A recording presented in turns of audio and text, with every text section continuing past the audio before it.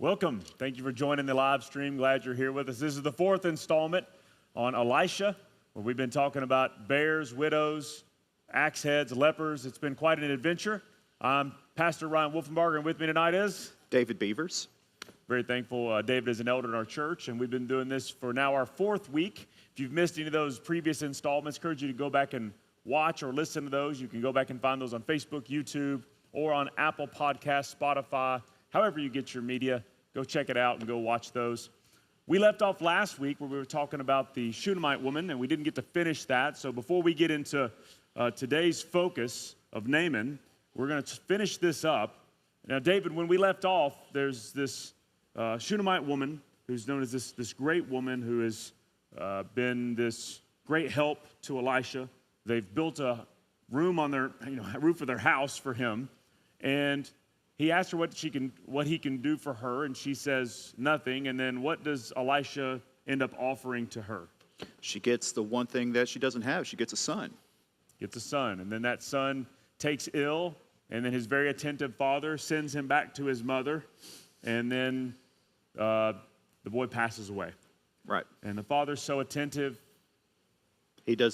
Mother doesn't even tell him. Yeah, they didn't even tell him. Dad didn't go looking for him, so not really dad of the year on this one.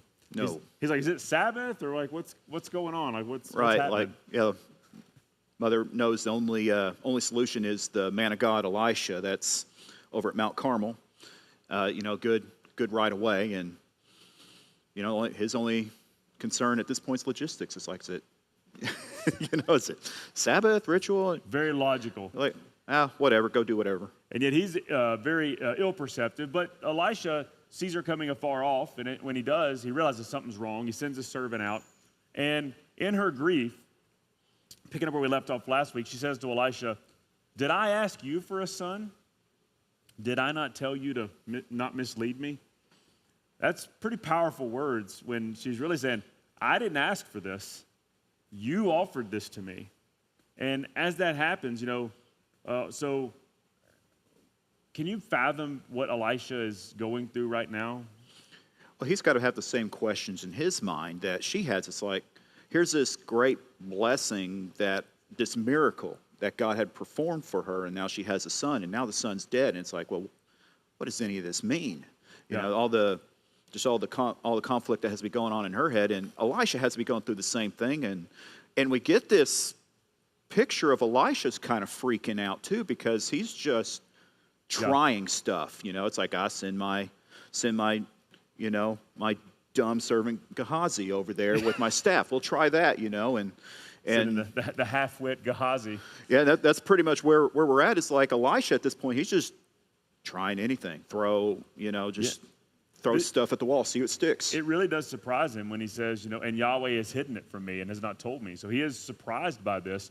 And I find this very interesting because this week, when we go back to Luke, simply the gospel, in Luke chapter 13, where I pick up, there's this sense of the rain falls on the just and the unjust. And these people are asking, are these people more sinners because these bad things happen to them? And Jesus' basic answer is no. Like, bad things happen, good things happen. It's not like these people were more sinners than these other sinners.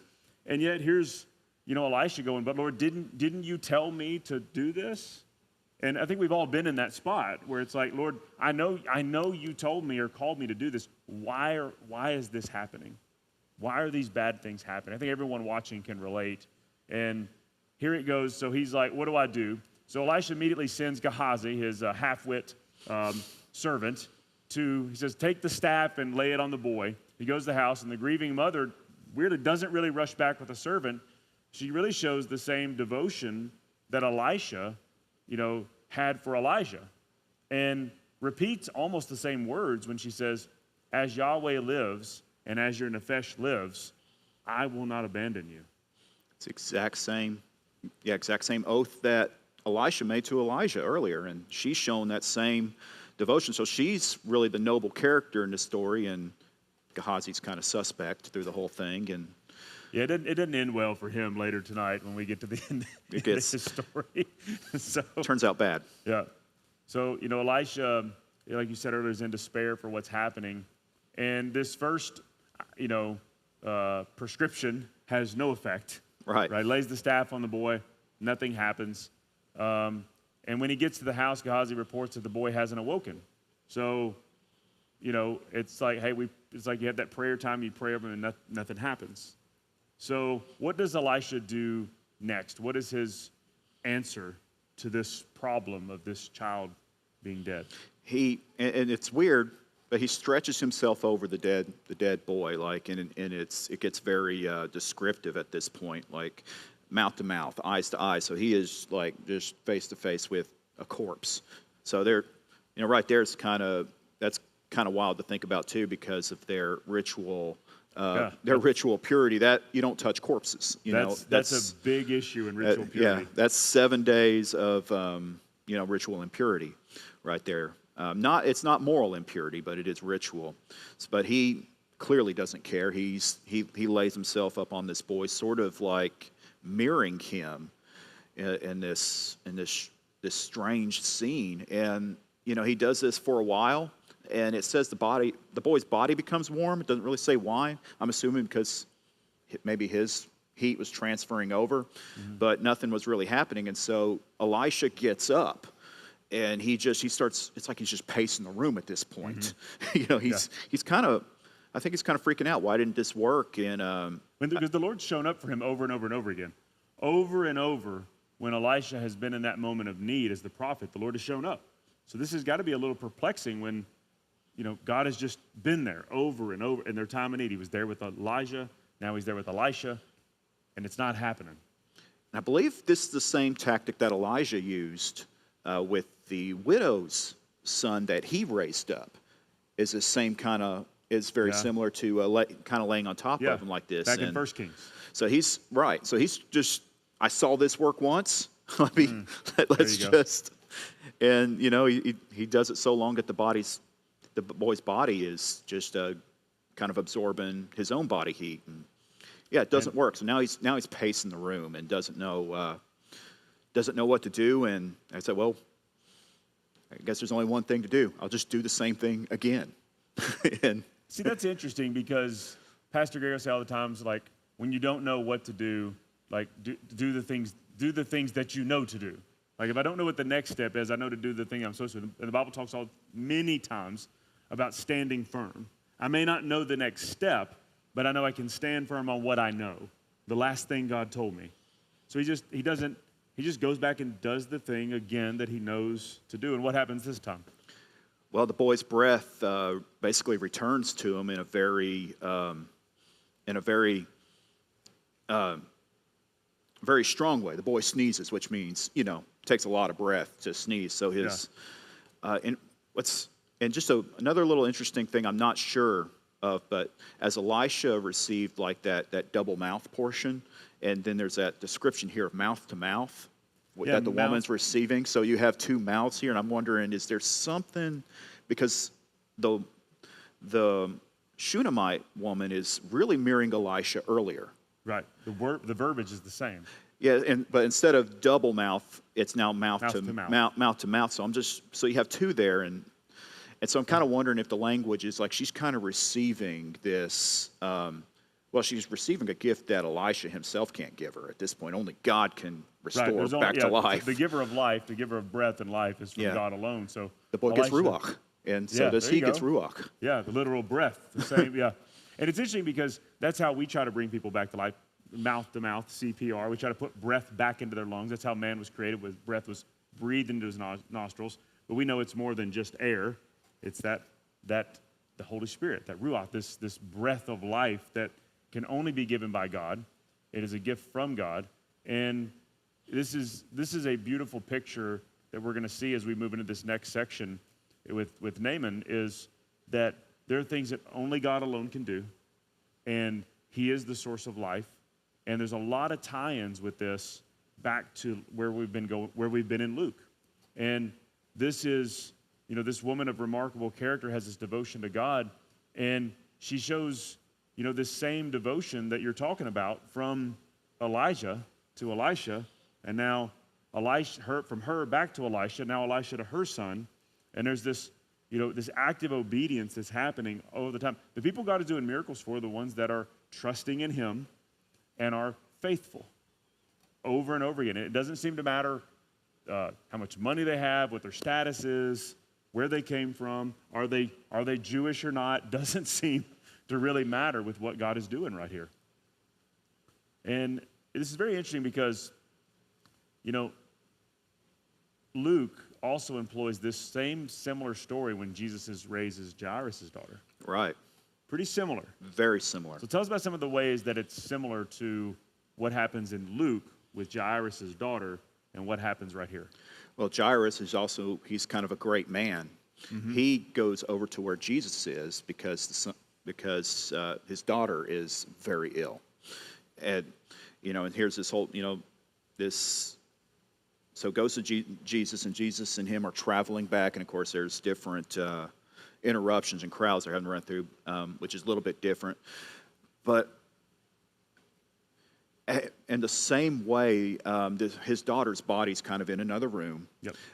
It's kind of closed off. Jesus doesn't let anybody see what happens. The same way that this Shunammite woman doesn't let anybody see what happens. So there's this hidden miracle that's happening, and I think it's in Matthew's version where he chases out the professional mourners that are kind of taken in. Yeah, runs them off. Yeah, runs them off. Not letting them have their say, have their testimony, so to speak, in that situation. But where Luke shows, like you see Elisha struggling, not knowing what's going on with two unsuccessful attempts at raising the dead. It's like, so Elisha, I guess, is batting 1 for 3.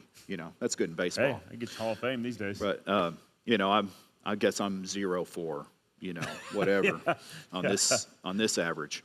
But Jesus doesn't have to do any of this stuff. He just lays his hand on her arm, says, "Get up, little girl," and so you see Jesus' power over life is just absolute. He's not having to go through all these emotions that Elijah and Elisha did. He was just, so Luke is showing Jesus to be just even that much more powerful than Elisha is the message there. But Luke is using a lot of the same parallels that we see. Yeah, it's some beautiful mirror imaging.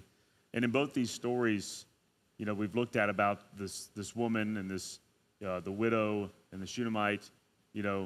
It's Yahweh with no mention of Baal, even though many of them would have not been Jewish. They would have been from other cultures, other groups, other tribes, and it's Yahweh that's preserving life. It's Yahweh that's breathing life into people and even restores life.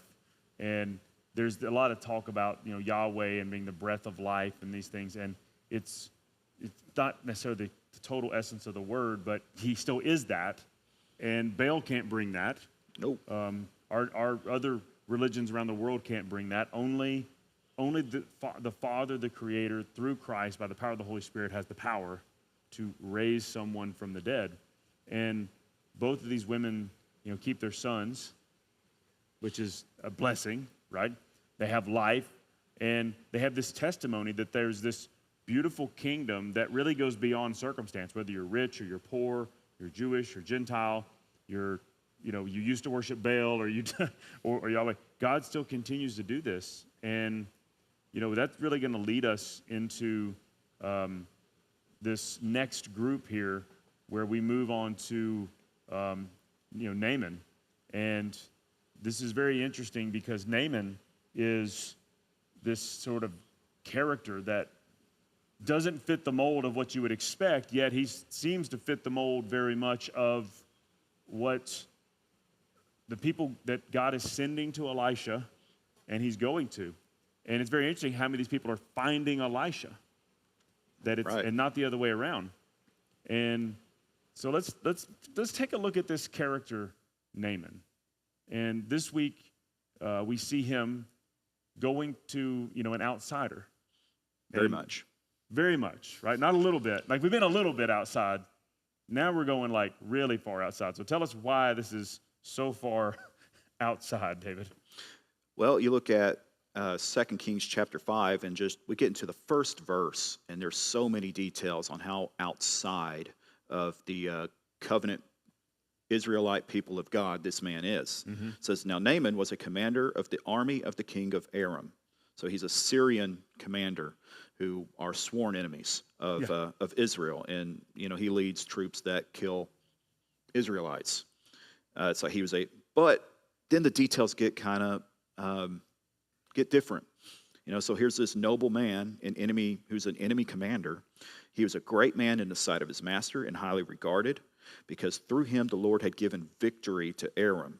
He was a valiant soldier, but he had leprosy. So you have all these details, and one of the details that should strike an Israelite reader is because through him Yahweh has given deliverance to Aram, is what it says in the Hebrew. It's like this deliverance, this salvation. And it's like that Yahweh has done this, that Yahweh is acting through this man who doesn't even know the Lord at all. He's a Baal worshiper, just under a different name like Rimmon or something like that later on. There'd be different names, but it's all the same essence. It's really the same image of the same storm deity, god. Same storm god that Baal is, yeah. And I mean, as you mentioned, this is not just some poor widow, out in a non-Jewish village. This is the sworn enemy of Israel. So much so, in fact, that later the Assyrians will conquer Israel, and the warning has been given by the prophets over and over again that this is going to happen. This is coming, and so this is not like they're just somebody they don't like. I mean, these are mortal, deathly, fighting wars, hating each other. So much so, as we see, as we'll get more to a little bit later, Jonah, why he didn't want to go there. He had no interest in those people over there. And yet, we're going to see today that not only did the Bible say he's a great man, and my ESV says mighty man of valor. So I'm very interested in that passage on the Hebrew, what that is, because we know that phrase can be, sometimes in Hebrew it literally will say slayer of men. You don't want to pronounce that word? Great man. Yeah. Well, I mean, you can why don't you take a run at it right there? Gibor Chayil. Yeah, that one. Yeah. Bless you. That one's a tough one. I wasn't even going to give that one a run. So that's what but it's very comparable to what the Bible says about the Shunammite woman. Right. He's also, he says he's a great man in a Gibor Chayil. My bad. Yeah. The Gibor Chayil is the mighty warrior that's basically a trained killer. But also says... trained killer, there we go. Yeah, but also says he is a Gadol Ish. Yes. Which is just the masculine version of Gadola Isha, which was the Shunammite woman. A great woman, a woman of renown. So these would be kind of the thoughts. So like, this guy is it'd be like, man, the guy, man, it's a great dude, awesome guy, warrior, and there's so many things that they're men of valor. Men of valor. I'm like, yeah, but in Hebrew, that means like trained killer, slayer of men. Yeah, basically a strong killer of men. It's not the most noble title when you really get down to it, because the first Gibor was Nimrod. Yeah. In the Bible. So yes. Oh yeah, that was the first one, wasn't it? Nimrod. So not the. That's usually not when we call someone Nimrod, that's usually not a pleasant term. It means rebel. Rebel, right? Unless you watch Looney Tunes, then it means you're a doofus. But yeah, they kind of changed the connotation of that word. Well, I guess the Looney Tunes creator, he knew his Bible because it was to Elmer Fudd, who was he was basically a dumb hunter, and Bugs is being sarcastic. Oh, look at this Nimrod. So it's actually ironic, but we just took it like, what an idiot. So it is. Like, it's a little sarcastic about, like, oh, look at this Nimrod. Look at this slayer of men who can't even outsmart a rabbit. Right. So see, kids, you just learned something there. He knew his Bible better than a lot of us. Yeah. Back when cartoons had anvils, dynamite, guns, people getting run over by cars, people falling out of the sky. They were fine though. It didn't hurt them. Yeah. So we got this Nimrod Naaman here, and he's this character that God does something amazing for him, and yet he doesn't ever really do anything that other than seek out Elisha. He doesn't even really do anything. So he tries to. He tries to. That's kind of the ironic part. He tries to do something, and how does that go? he keeps getting kind of turned down on all his all his effort to actually earn what he wanted. Yeah. And Yahweh is and Elisha is resisting every part of that. Like he's not going to have any of that. Yeah. So here you have this mighty warrior, this trained killer, this great man. He's an army commander, well respected, probably a wealthy man as well. Has a lot of means, a lot of control, a lot of power, and yet he has a problem. And Naaman's problem is he has been struck with a skin disease. Now, some translations will say leprosy. Mine says leper. Others will say leprosy. We know that can be a little misleading in the translation. So Right. talk a little bit about that here in a second, because we know that that's not maybe necessarily the case in the Old Testament, because that all kind of gets... Or even the New. Yeah, it gets lumped into one basket, right? Right. It could mean a lot of different things. But he's got a problem that no matter how big and strong and wealthy and powerful he is, something begins to ail on his body, and there's nothing he can do about it. And if he doesn't figure something out, he's going to go from this powerful, man to an outcast. So talk about what this leprosy really means as far as, and that goes back to even kind of Levitical law, and it's a broader basket that usually is only summed up by one word. Right. Yeah. The word on this one is it basically just means any skin disease, and one of the first characteristics that we see from almost all these cases is that they become like white as snow. That's one of the main symptoms. And there's a lot of scholarly work that's been trying to figure out what's the biblical skin diseases they're talking about, and they've tracked it to a few different things. Like there's an Egyptian fungal type infection that causes that scaly white skin. But also, you look in early Greco-Roman writings, and the words that are used in the New Testament stuff, we're talking about stuff like eczema and psoriasis. So it could be like mild stuff. It's never in the Bible. It's never referring to this disease that we think of, the limbs falling off. The modern day version of what we would consider leprosy. That doesn't really come about historically till much later.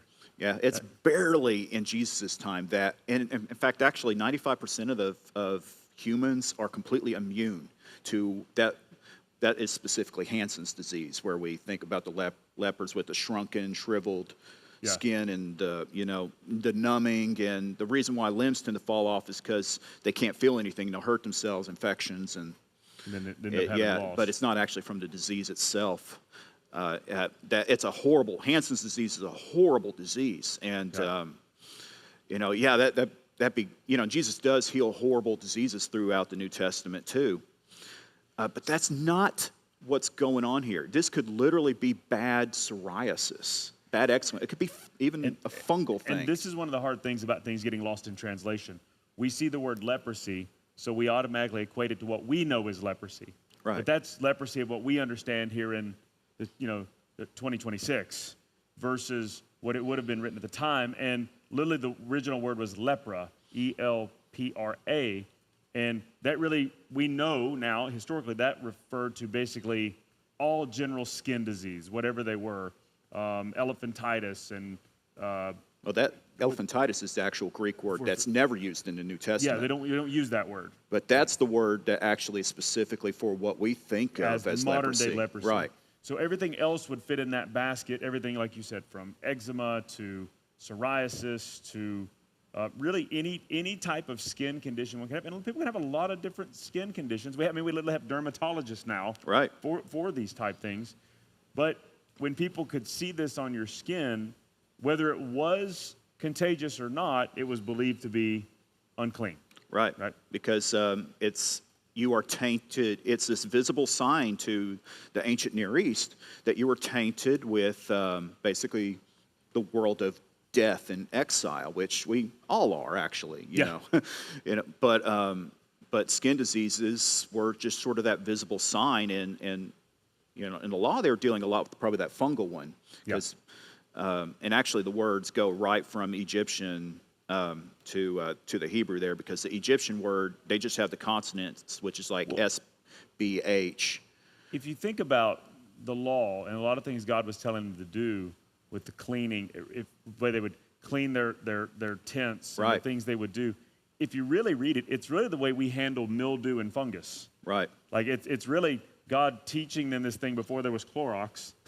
God was literally teaching them how to keep mildew and fungus from growing on their stuff and on their tents and on, and if they would follow these ritualistic things, that wouldn't happen. And that's why the law had its time and place of exactly how to keep them clean, ritually clean and literally physically clean, and to not get these type things On everybody else around the community too, because Yes. if you have this fungal infection that's actually infectious, and, in your tents and stuff it could just as easily corrupt the next tent, the people in that tent. So they viewed the ritual, and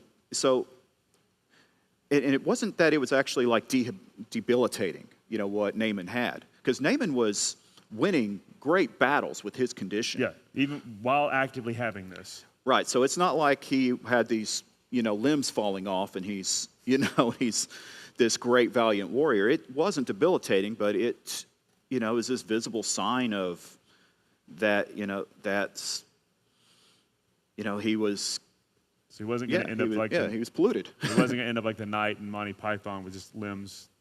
Come back and fight me like a man. Just a flesh wound. The arm just falls off.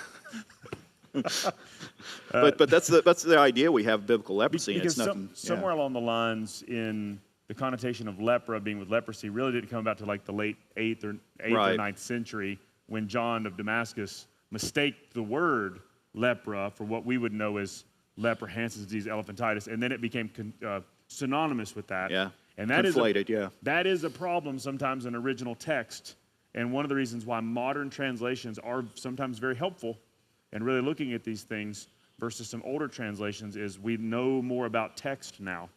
And so we now know this was very likely, fungal related, and we didn't even get to make a joke about there being fungus among us, and that's part of the law. There's fungus among us. We need to deal with it. And Naaman, has this. And He has whatever this thing is. He has it. Well, and if it was in my opinion, if it was fungal, that would clear up with just good hygiene. But this was probably more of a dermatology issue like psoriasis or eczema. Right. That was, he probably had a pretty good case of it, Yeah. and you can't get rid of that. It just flares up whenever it flares up. Anybody knows that, has experienced that. But what this does to the biblical text, and we got to remember we're modern readers, and we just think, you just take whatever pill with the 400 worst side effects that I don't want anything to do with, that they say really quick. Yeah.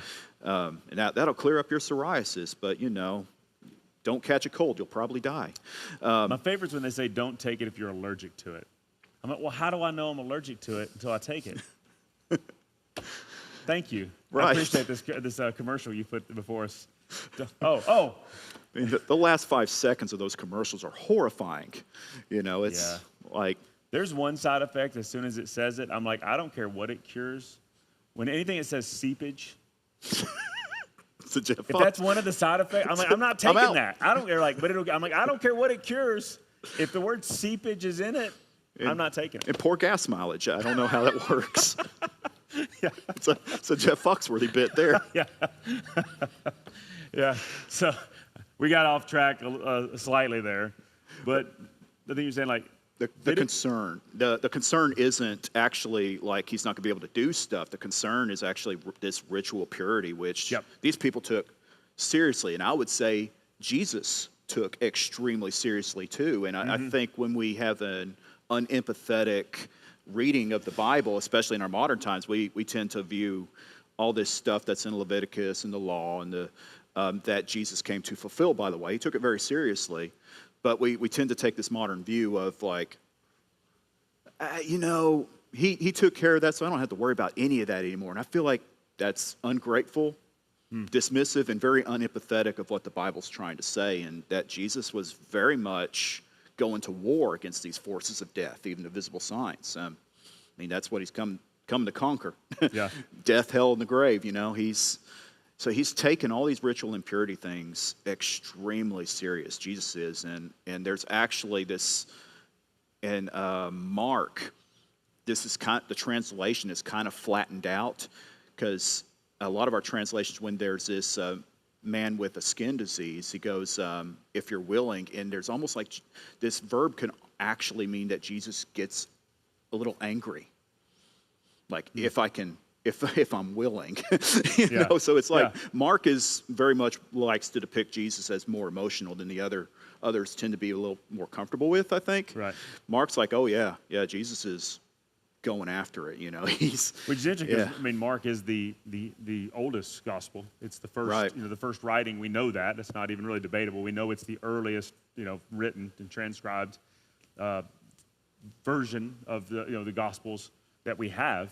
The order that they came out, Mark was first. And I think when you look at that, it shows, if you see that Jesus, and we know Jesus had emotions in others. I mean, John, with Lazarus, I know it's verse 35. I can't remember the chapter at the moment for some reason. But, Jesus wept. And all these other times he's showing emotion over these things because these matter. This ritualistic purity, the Bible and Jesus do take it extremely serious.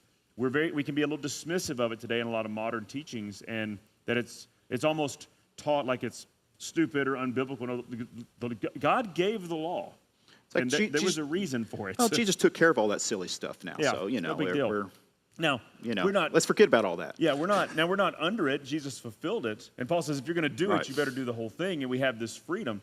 But it's not nothing. It's a big something. It's a big something. He didn't come to dismiss it. And, this is a gift. I mean, the law was a gift given to the people. The problem was that Jesus, it was a gift from God. Jesus came to fulfill it. The problem was the work of the religious leaders to try to use it as to weaponize it against the people, which is exactly what we see here, is everything that's come from the prophets. The leaders are trying to weaponize it to control the people, to push the people down, to keep them out too. In Luke, you see that happening. Yeah, away from the temple, away from the sacrifice. And Jesus is like, no, bring these people in. He's trying to throw a big party. They want to bring them to the Lord, and the law gets used to crush people and push them out. And yet here's Jesus. If he didn't take it serious, he would have been like, oh, well, don't worry about that, man. You'll be fine. You know what? Just like the rich young ruler, just follow the commandments and you're going to be good. Some cocoa butter will help that out. Yeah, man. Smooth that out. Lotion that out. That helps the flare-ups. Because people lost their homes, their families, their businesses. It cost them everything. And Jesus is very empathetic to that. And, the attitude of, the New Testament is far from this modern disposition that some people have that, Jesus finished all that stuff and it's silly and, we need to forget about that. What Jesus has done has made us able to be suitable. That the only reason I can approach a holy God and this, as you wrote, this completely other master of the universe, the only reason I can approach this holy God is because of Jesus, because I did not fulfill the law. I'm not ritually pure. I am sinful. And apart from him, Jesus said, apart from me, you can do nothing. Right. And there's no other way to read that. So we can't dismiss this stuff as silly and not mattering, because I've taught this many times. When I look at the law, I see a level. I see the law, and I say, God says this is perfect. And I can laugh or dismiss it all I want, but the reality is it's the level. And the level goes on my life, and it shows I'm not plumb. I'm not square. But I have no means to fix that. Right. I'm just an out-of-square wall with no carpenter, no hammer, nothing. And I look at my life and go, well, what are we going to do about that? Nothing. And Jesus comes along and makes us righteous, right standing, which is perfect for a law and a level, brings me into right standing, right relationship, functional as a human was meant to be when created. Jesus brings us back to that. But it doesn't dismiss that the law is at the level that this is still plumb. Right. He didn't move the level. He brought us to plumb in him. Right. He's bringing us to that. And it's not, I mean, obviously we can't fulfill that, but this is the law was, it was this great gift to them because, I mean, God was actually telling these people how to live and what to do, unlike really anything else out there. Yeah. So this was an incredible revolution for the entire society around that this God would tell them what to do, and how to live their lives, and and by what his kingdom looks like. And it's not just about a bunch of rules, and that I think that's a big misunderstanding of the law, is when you just take them to a bunch of rules. It's about wisdom, to understanding what life in God's kingdom and its community is actually about. About being responsible for one another.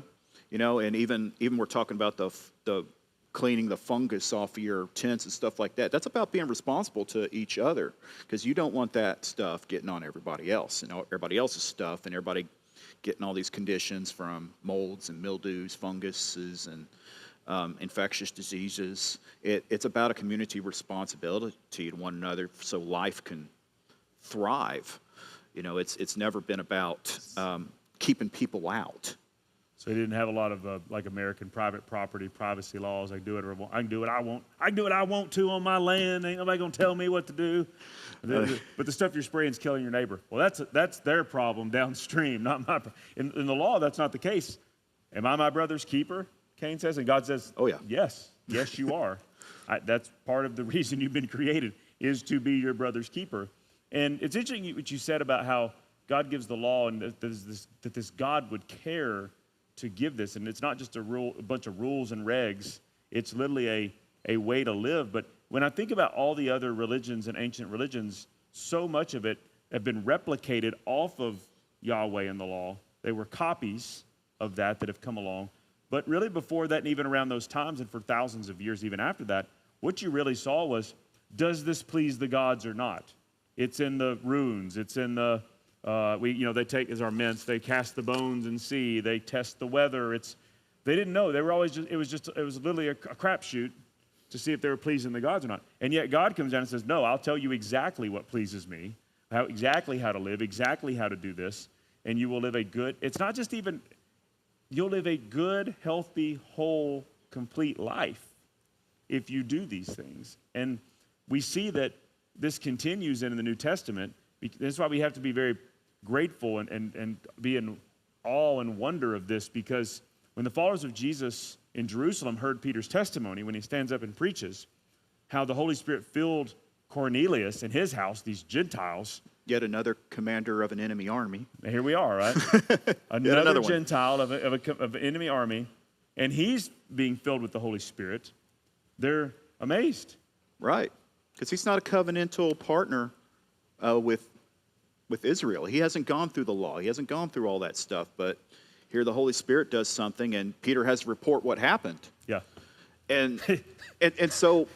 Boys, I got good news and I got bad news. So, I'm not saying that we need to, let's just apply the book of Leviticus, right, word for word, everything. There's a whole lot of wisdom we do need to live by the way. Yeah. But I like shirts that have two different types of fabric. So. right. So I'm not saying that, and that we got to follow all these laws and all these rules and regs. But I think a proper response of just that wonder and awe that these people in Jerusalem had when they found out that the Holy Spirit had filled that house. Yeah. And they just sat there and just praised God, and were just kind of in wonder that I guess even the Gentiles are going to receive the repentance. Yeah. That leads to salvation. The Holy Spirit's going into all people, which is, people say, well, they don't have the covenant of Abraham. Well, you're the lineage of Abraham, but the promise to Abraham was that your descendants would be as numerous as the stars. You'd be the father of many nations, not just a Jewish nation, but many nations. And here Jesus is fulfilling it. Now and he says, I promise another will come. And here the Holy Spirit makes these people fit into the covenant where they didn't belong, and they're amazed in Acts 11:18. So then even the Gentiles God has granted repentance that leads to life. Let me say it this way. Even those people God has given this to. But this is all foreshadowed all through the Old Testament. Oh, yeah. but is specifically in this manner right here with Acts 11 and Naaman, and we'll see later in the centurion that we're going to look at. So Naaman's story really further really complicates the question that Elisha had earlier, where is Yahweh? Because Very much so. apparently he's with people that they would say he shouldn't be. Right. He shouldn't be with this guy by every measure. Enemy army. And this is a pattern in the Old Testament, especially when you're getting into the prophets too, because Ezekiel's crazy image in chapter 1, you have the wheels and this mobile throne chariot thing that God is sitting on. And it's like, where's the presence of God going? Well, now it's going into Babylon. What?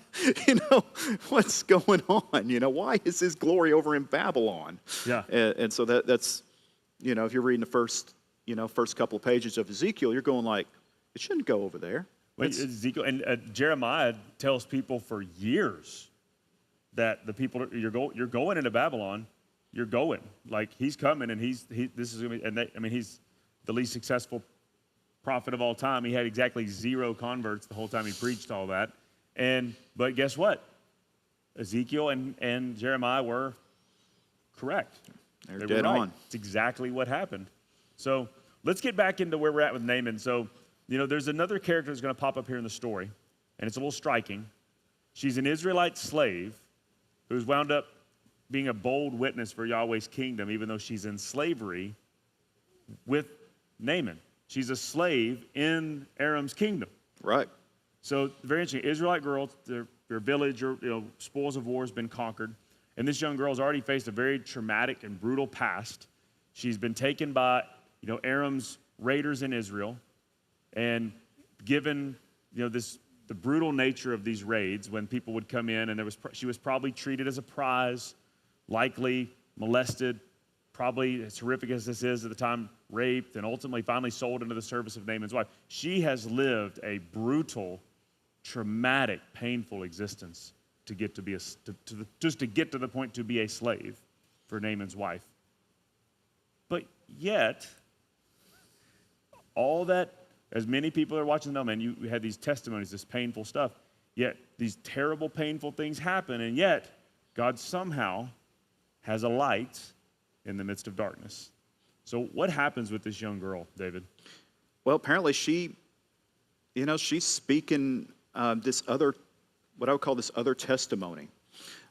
This testimony of God's kingdom, or of this testimony of a prophet that is in Israel who's working miracles, and she's telling this to Naaman's wife, and it's like, if only he would go see the man of God, he would remove the skin disease from him. And so where there's no solution anywhere else in the world, this slave that's been through all sorts of mess, this slave is given a testimony of a God who acts in Israel through this man Elisha, and I gotta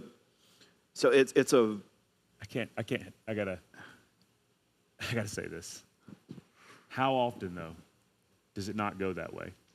In our modern mindset, too much of our mindset is, well, God's real because of what he did, because of my circumstance or what he did for me. And here's this woman whose family's probably been killed, her village has been raided, she's been, tortured, beaten, raped, sold into slavery, and she's like, let me tell you about my God.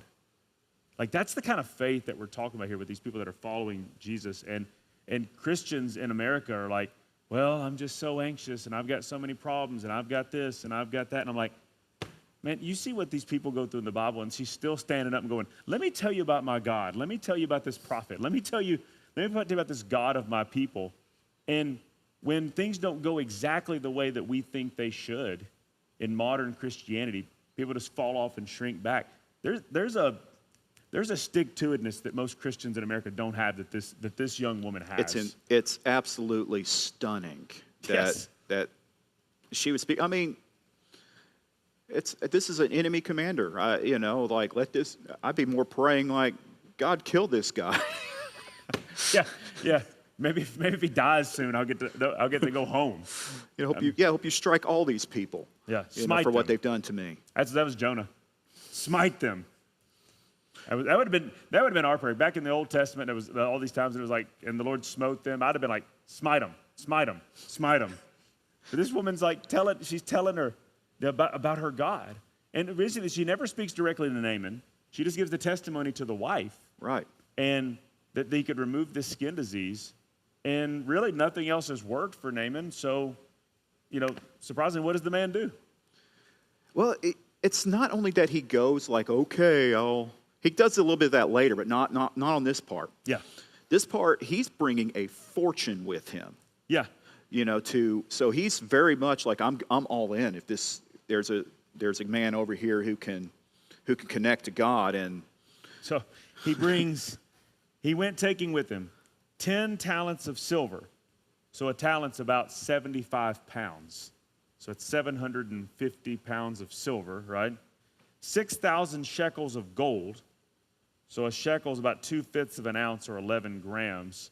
So 2/5 of an ounce, so a couple 100 pounds of gold. Wow. Right?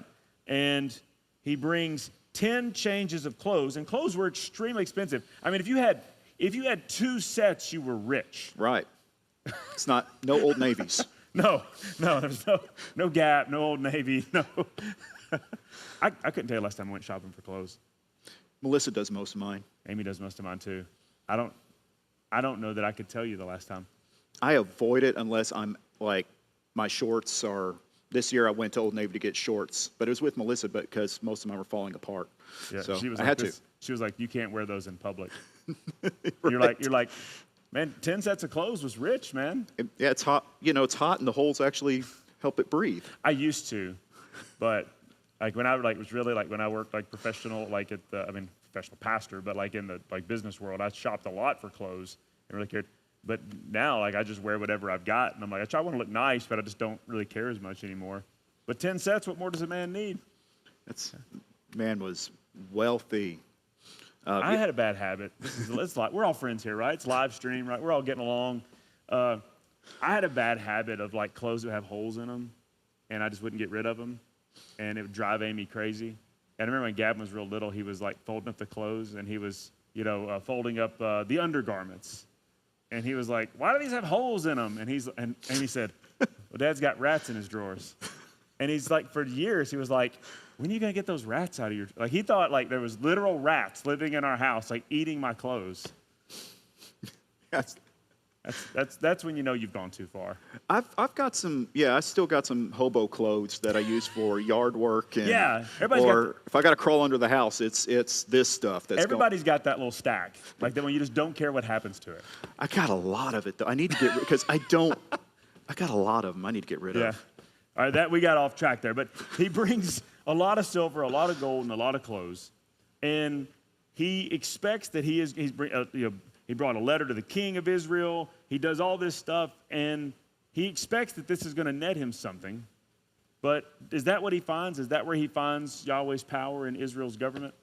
No. Naaman sends a letter, and the king, which I'm assuming is still Joram, because Yehu later kills Joram, and then Yehu becomes king. Don't we call people a Yehu if there's like something wrong with them too?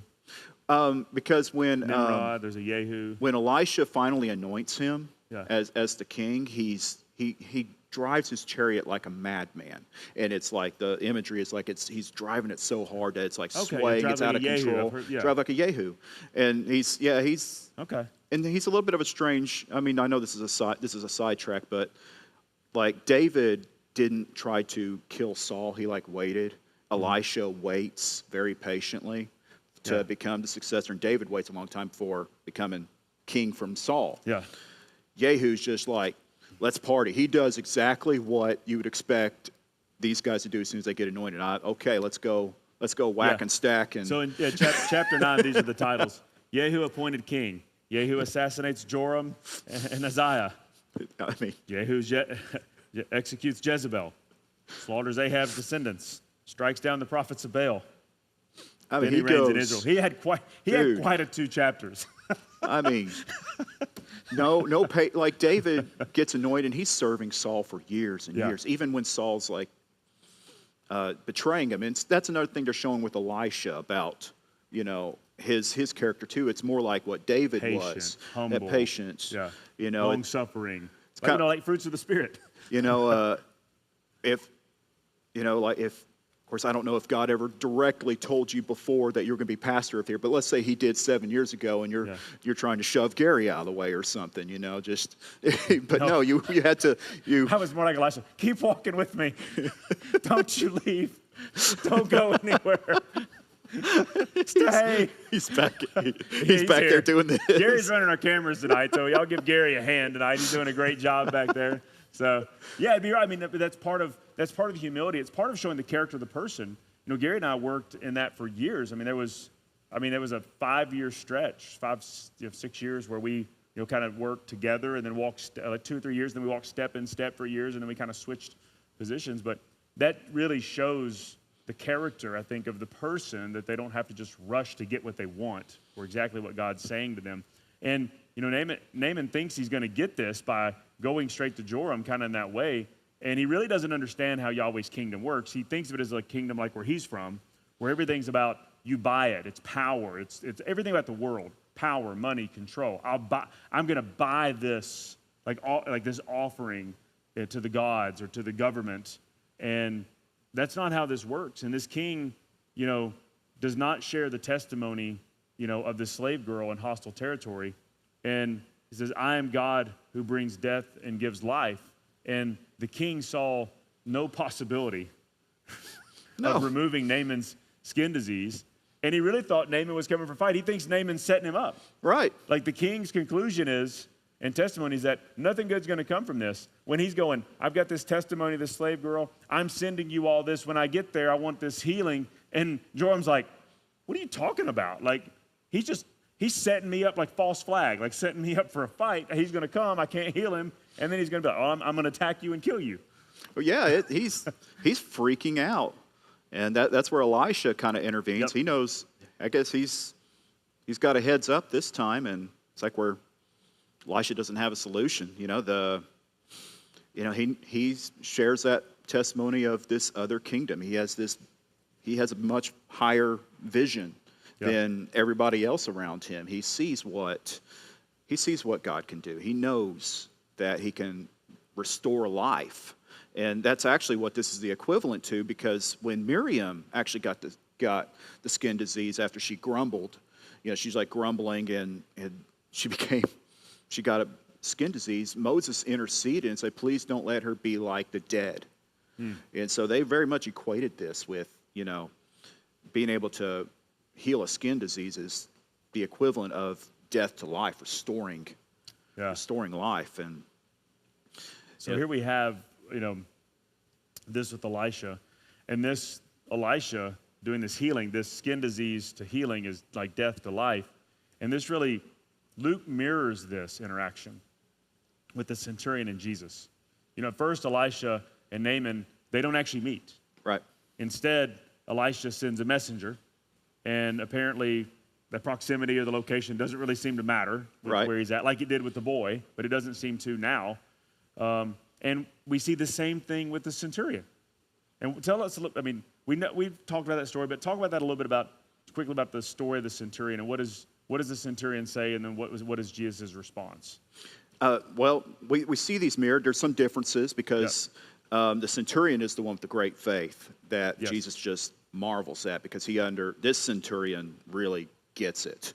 But he doesn't even feel like he's worthy to even meet Jesus, so he sends his servants out to basically say, I know you don't even have to be near, you just say the word.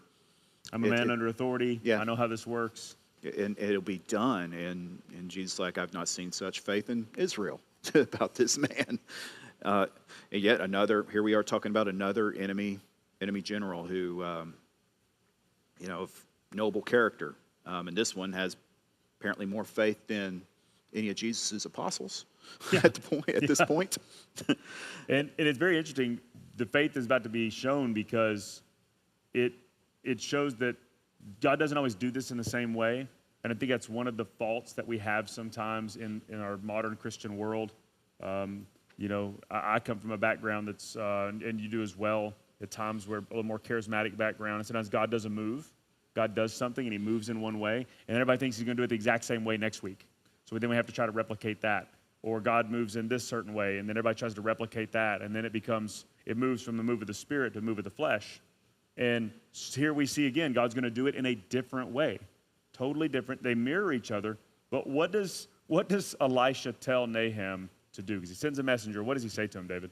Tells him to go wash 7 times in the Jordan, and your flesh will be returned to you, and you will be, and I translated the word as purified, because I think that's the operating, means cleaned and purified, but he'll be purified, basically, which kind of makes Naaman angry, which I think, which is pretty funny, because he's like grumbling. It's like he expected him it's like he should have met me in person, waved his hand, did an incantation, I guess, cast the right spell, do that bridge over again Yeah, play that again. play that bridge again. It worked last week. We did that, and somebody came down and got saved. So let's do it again this week. Right. And that's what he's used to. He comes from pagan background. He has these pagan expectations of how Yahweh would cure him. So he has his own preconceived ideas about what that's going to look like. And it doesn't happen that way. Instead, he gets a messenger telling him, hey, go take your flaky skin and go down to the dirty Jordan and dip yourself in the Jordan 7 times. And Naaman leaves kind of angry, kind of disappointed, and he really almost doesn't want to do it. I mean, that's basically what the text says. He's like, I'm not going. I ain't doing that. Right. That sounds like a lot of counseling sessions. Hey, here's what you need to do. I ain't doing that. Well, I don't know what we're doing here. I don't know why we're sitting down here right now. It didn't make much sense because, it seemed pointless. Like, why? Why am I doing that? That's not going to do anything. There's better rivers is one of his complaints. There's a famous Greek one, and I forget the other one. Not sure where it's at the moment. Yeah, are not the Abana and the Pharpar and the rivers of Damascus better than all the waters of Israel? Could I not wash in them and be clean? So he turned away and went away in rage. So he literally is like, you want me to go to the Jordan? Man, not only do I got to go get in the river, it's not even a good river. It's like Percy Priest versus Center Hill. Yeah. Center Hill's like beautiful and clean and clear, Yeah. and then Percy Priest is all mud. Yeah, you can't even see, you step in, you can't even see your foot. It's like you nasty. say, that's going to clean me. That's Right. that's going to clean my skin. And the whole premise seems ridiculous, but again, so a slave has sent him there. So a man of great power, and now his servant talks some sense into him, which is interesting because the servant comes near and says, my father, it is a great word of the prophet is spoken to you, but will you not do it? So this is what a servant says, which is very interesting because Naaman is getting advice from his servant Right. on the word of the Lord. And how did the centurion get his message to Jesus? Through his servants. Yeah. Through his servants. And I think it's pretty unique that this great general is even listening to his servants so much. Yeah. I mean, a lot of times people get this position in power. They're just like, I don't need to listen to you, peasant. Yeah. But he's listening to a slave and a servant. a slave girl. Well, Yeah. actually, the slave girl's testimony through his wife was secondhand, Yeah. as far as we know. And now his other servants here, he's listening to these people. It's like, well, you were prepared to do all sorts of great things. You were going to jump through any kind of hoop you could. You were, You brought millions of dollars in today's equivalent of gold Right. and silver, and you're willing to pay that. And he says, no money. Just go get in the river. And you're like, nah, I ain't doing that. right. It's just something that, it kind of offends them. Which is interesting because you think about salvation. How often is that the case? People are like, I'll buy it. I'll pay anything. I'll do anything. And when they realize, hey, it's none of that. This is the gospel. It seems too simple. It seems elementary. It seems ridiculous until the Holy Spirit reveals it to them. Same here. Like, what? How is that going to help anything? And the centurion, not only speaking to a servant, it's about his servant. The quality of the man's character. This man's listening to slave by third party, and he's listening to his servant. The centurion sending servants, and he wants his servant healed. most men in this position wouldn't care. Right. Let the slave or servant die and I'll get another one. Like so it does show something about their character that God is pointing out in both of these stories, a very common trait. Well, and that the slave girl would even care to begin with shows that, this was a remarkable general. Yes. Yep. And the servant tells him, what would you have done? What would you have not done a great thing if he asked? And we've already seen they brought a fortune, and they would ready to exchange that for a miracle.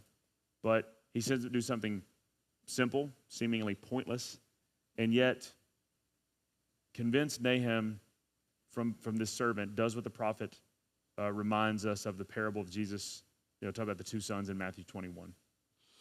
So talk a little bit about that. I know we're running out of time, but I think it's important for you to talk about that right there in Matthew 21 as we kind of wrap this up. Yeah, Jesus has a little parable about two sons. He gets one son up. It's like, hey, need you to go work in the vineyard. And he just like, nope, not doing that today, teenager.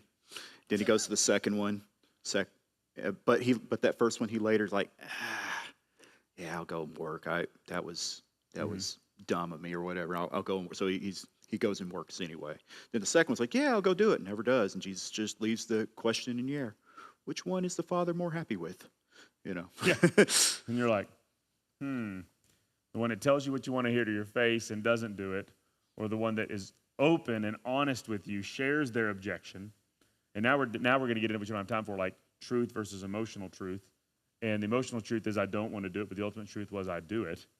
And even though the directive was strange and offensive to Naaman, and he doesn't want to do it at first.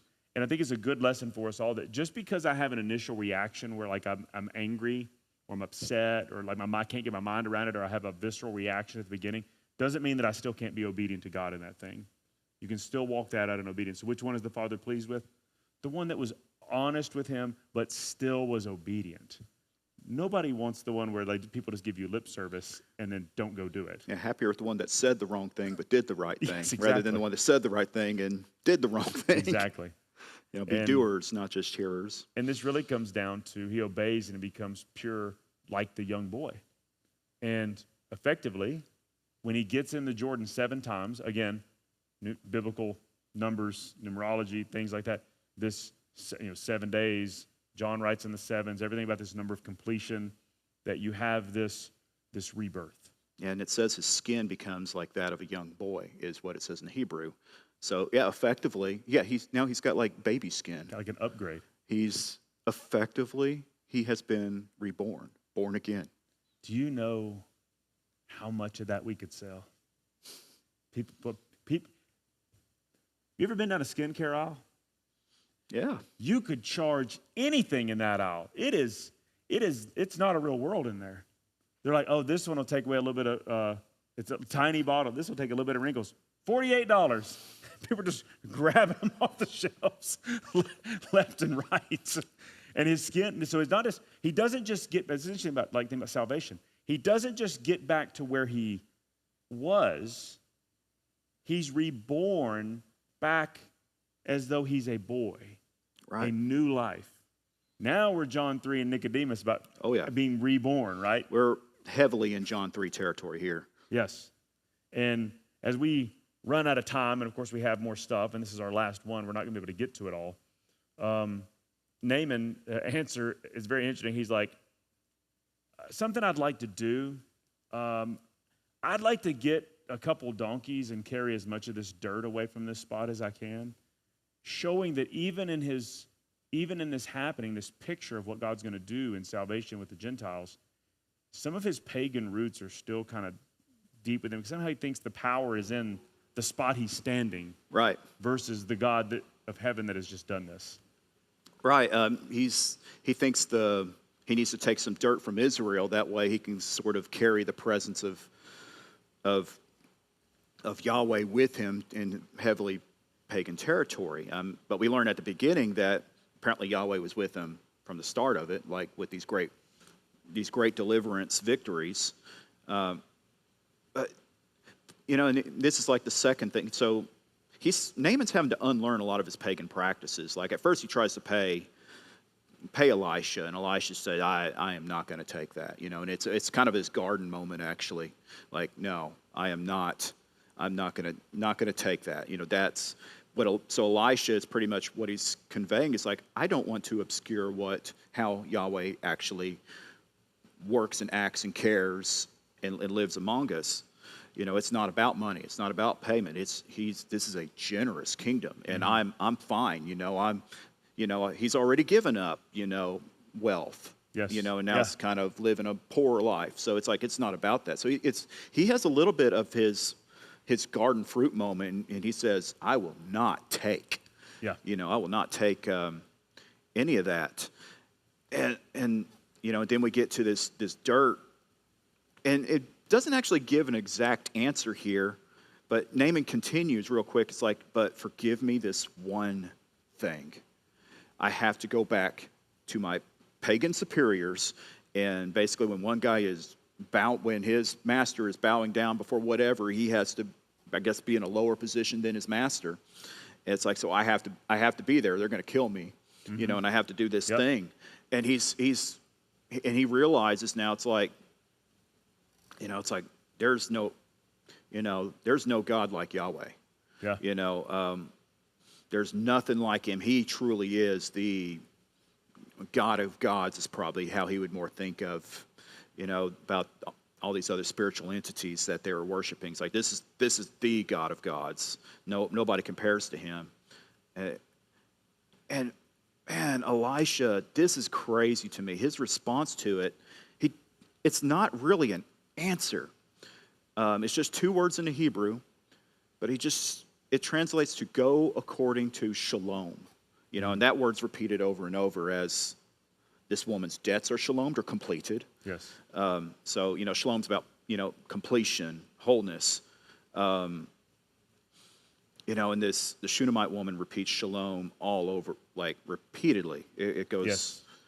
It's all over the place. And then his last interaction with Naaman is this, go according to shalom, knowing that he's going into pagan territory. It's like he didn't attend a bunch of counseling sessions on how to be a Christian. He didn't take the new believers class. Yeah. He didn't, none of that. New church members class, He didn't go through any of that. And Elisha leaves him with, go in shalom, go according to shalom.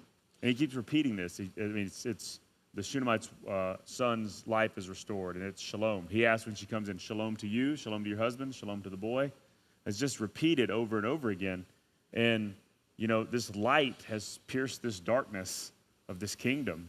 And this testimony slave girl has brought this enemy commander to this saving knowledge of Yahweh. But yet he's like, I got to go back in, and I'm going to have to bow. And he's like, I'll effectively say, he said, don't worry about that. Go in peace. You know the truth. You know what God's done in you, and it's undeniable for him. He's like, hey, I'm gonna have to go do this thing. I'm gonna have to go bow down.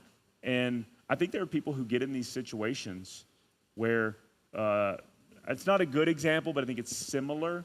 Is that somebody who's a Christian, yet they're in a situation like they're in a military or they're in something, and there's superior people over them, and they're like, hey, I have to do these things. And he's like, hey, you're one of mine. You've been reborn. Go in peace. Do what you got to do. But you know the truth. It's a sticky, yes, hairy situation and it's not really answered to any satisfaction here. It's just left. It's left wide open. It's left wide open. And this last thing I want to talk about before we close off tonight is Gehazi. Oh, goodness. The Valley of Vision, which is such an oxymoron in and of itself. Oh, yeah. To name your kid, the Valley of Vision, which is the worst vision spot in the world, is in the valley. And after Naaman offers money, Elisha says no. He tells him, hey, go in peace, all these things. Gehazi, when Naaman had gone a little ways away, Gehazi runs to catch him, and he re-enters the scene, and he's obstructing the kingdom, and Gehazi has his own as Yahweh lives oath, and he tries to extort Naaman for money. Yeah. So he tries to hit Naaman up for money for the miracle that has happened. This dude, man, what in the world? He stinks. So he does. So in that, this obscures really the vision and attempt of what Yahweh is doing, that he was showing him, and you cannot use Yahweh. You cannot extort him to take advantage of others. And those people get exposed over and over and over again as charlatans and TV preachers. Oh, did I say that on here? And things that where it's really all about money, and it's about payment. Right. It's about extorting people, because I can manipulate God, and I can control the Holy Spirit. And if you just come to me or pay me, I can do that. And Gehazi tries to move into that space. It's kind of Judas-like, isn't it? Very Judas-like. Very, very Judas-like. And here we have another foreshadowing of this person that leaves this master that's giving this away, and then wants to get his cut of this thing. Well, the gift that Yahweh gives. It's just such a gift. Everything about it. There wasn't a price tag on this thing.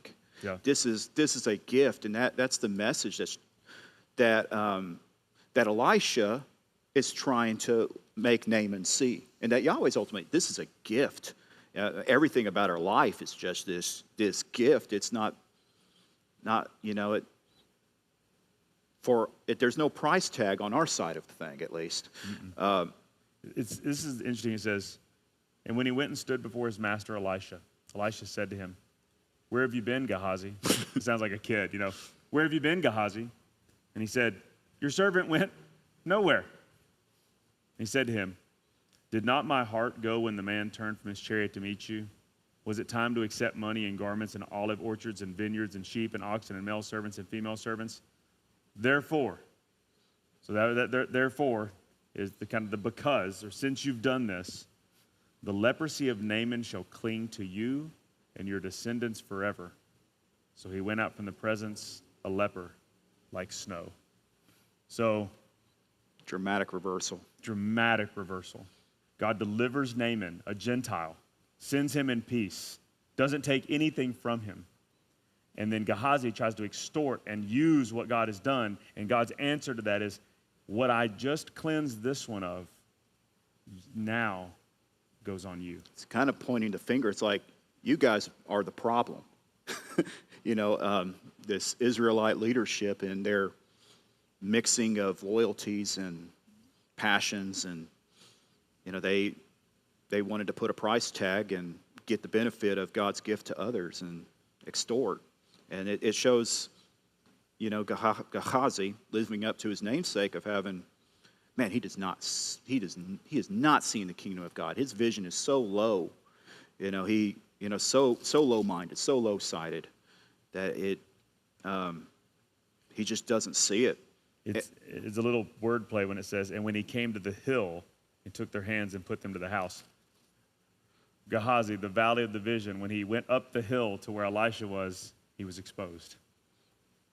So yeah, Elisha's up. Yeah, Elisha's up. He's literally up. He's literally elevated, and he's like the valley of vision. And then when he gets there, he's exposed. And as we wrap this up, with Elisha, there's so much more, and you really should continue. I encourage everybody to finish reading this and spend some time on this, because it's so many cool things that happen after this, even in 2 Kings, is God is foreshadowing through Elisha what he's going to do with the Gentiles. Luke clearly is echoing these things from Kings and Elisha in what he's writing, that these things Jesus is doing, these are not just circumstances. These are not just, even Gehazi, a Jew, now in his legacy, now having this disease, and then Jesus is going about healing this disease, bringing in Gentiles. This is not random. No. It's very specific and particular of what God is doing amongst his people and the people who will be his people in Christ. And, and I think they're very much playing this valley of vision to this man with a much higher vision. And it goes all the way back from the beginning, even when we just talk about, go up, you bald head. Yeah, he's going up. And this took me a while, and I feel like there's a puzzle I may have finally put together right here. It's like, what's the problem with the bald head? It's like there is some more irony going on that, and the same word karach is, it's the same word for, hey, baldy, or, like the snow caps. Like in our language, we would say like a bald eagle is not bald, but it looks like it's got like a cap, like a dome, like a mountain will have a ice cap. And they're telling him, go up, bald head. They're using the same word like you'd see, like, a snow cap. And so there's some heavy irony here that like this man is seeing from the mountaintops. And it's kind of playing in there. He has this vision, and it plays in even the next chapter. You see him like, Lord, open their eyes so they can see there's after these same Aram raiders. They come in, and they're trying to kill Elisha because Elisha is in touch with God, and he's messing up all their military exploits and ambushes, messing them up. So we got to kill this guy. And people with Elisha are worried, and it's like, God, open their eyes to see that they're much more with us than with them. And then after he blinds these raiders, Elisha does the most crazy thing. Everybody's like, sweet, let's kill these guys. I'm like, no. Gives them it says a great feast. And that's so like, that's a vision on a total different level. So his answer to these men that are blinded that come to kill him is, no, these outsiders who have no part of us, invite them to a great feast. Which, Gary's going to preach in a couple weeks in Luke, when you get to compel them, go out in the highways and the hedges, compel them to come in. And his people don't want to come to his banquet, and he goes out and brings all these other people in. It's exactly what Elisha's doing. Exactly the work of what Jesus is going to do. And it's like, it literally is like Elisha could see something that everyone else could not see. He could see the kingdom. He could see the kingdom that others couldn't see. That's right. That's pretty amazing. That is. Well, thank y'all for joining us. This has been wonderful. Thank you, Elder David Beavers, for putting this together, doing a lot of work on the writing and us going through this. I had fun. Oh, yeah, me too. So hope you guys enjoyed this. Hope to see you on Sunday. We'll kick back off with Simply the Gospel. Big day, August 2nd. We kick off our Sunday night service at 6 p.m. with Crossroads Recovery and Counseling. Back to Crossroads Kids in both services, the middle and two. There are so many things happening. Get plugged in with what's happening. Check out the website, the emails, the text messages. Go find it. We can't wait to see you soon. God bless.